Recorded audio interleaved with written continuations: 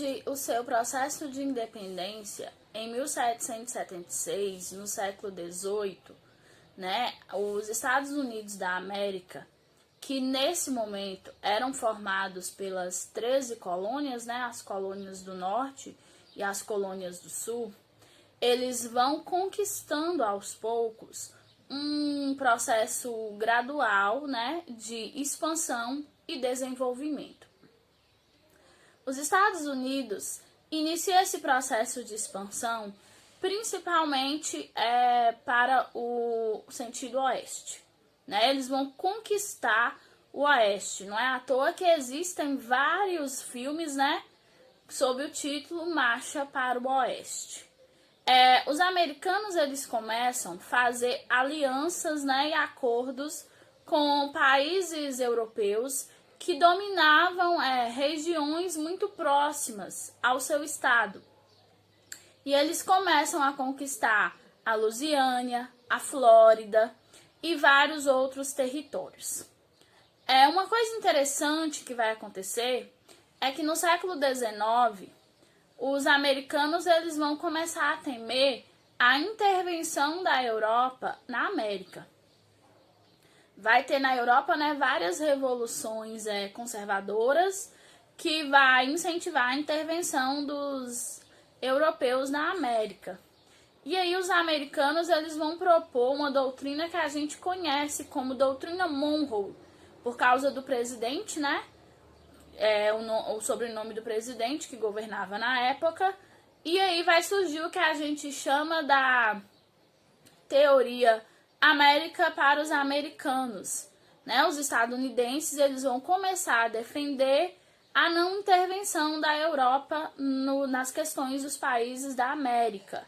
Inclusive, né, os historiadores defendem que os americanos tinham total interesse de dominar o continente americano. Os norte-americanos queriam dominar o continente americano em si, principalmente, né, ter influência aí em países da América Latina.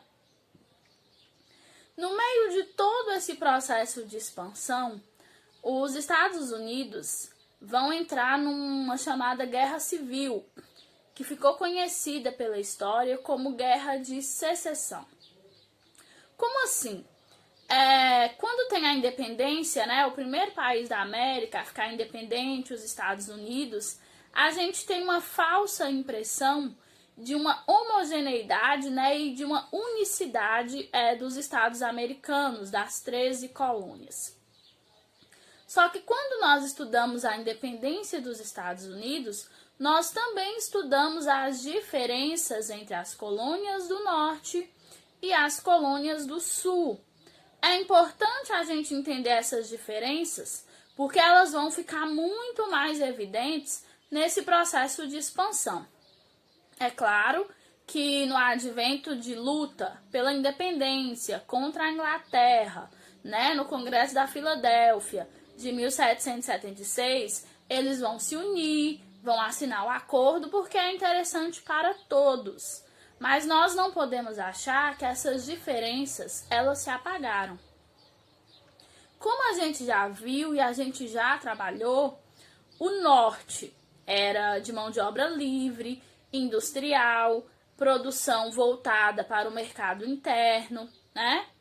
O sul era escravista, baseada no sistema de plantation, de latifúndio e de monocultura. Por que eu tô falando dessa diferença agora? Porque ela vai ser a principal causa da Guerra de Secessão, que começa em 1861 e termina em 1865. Galera, o que vai acontecer? Na marcha para o oeste, os estados americanos vão entrar num impasse. E aí, qual sistema implantar nas regiões conquistadas? O sistema escravista ou o sistema anti-escravista? Tudo vai ficar mais difícil quando Abraham Lincoln vai se eleger presidente, né? Porque Abraham Lincoln é anti-escravista.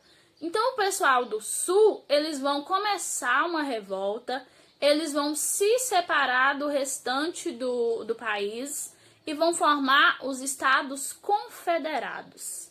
Esses Estados Confederados, eles vão declarar guerra aos Estados Unidos da América, aos outros que permaneceram sendo os Estados Unidos da América. Uma guerra principalmente por causa da questão racial e da questão escravista. Existem muitos filmes que contam nessa guerra de secessão. O que é a guerra de secessão? Uma guerra entre os próprios americanos, é uma guerra civil entre eles. Vai ser uma guerra cruel, só que no final das contas, por causa do industrialismo, né, da maior industrialização e do maior número de soldados, os estados do norte, né, vão vencer os Estados Confederados do Sul. E em 1865, com esse fim aí, também o Abraham Lincoln vai extinguir a escravidão, né, nos Estados Unidos da América, a partir do fim aí da Guerra de Secessão. Porém, nós sabemos, né, que os Estados Unidos ainda tem uma questão racial muito forte.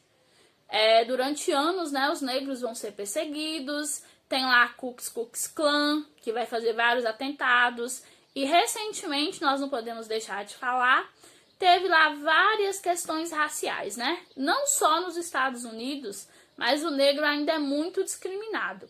E na sociedade americana ele ganhou espaço em alguns aspectos, mas ainda tem uma distinção muito grande, que está sendo bastante questionada nos dias atuais. Haja vista os conflitos e manifestações que estão ocorrendo constantemente nesse país atualmente.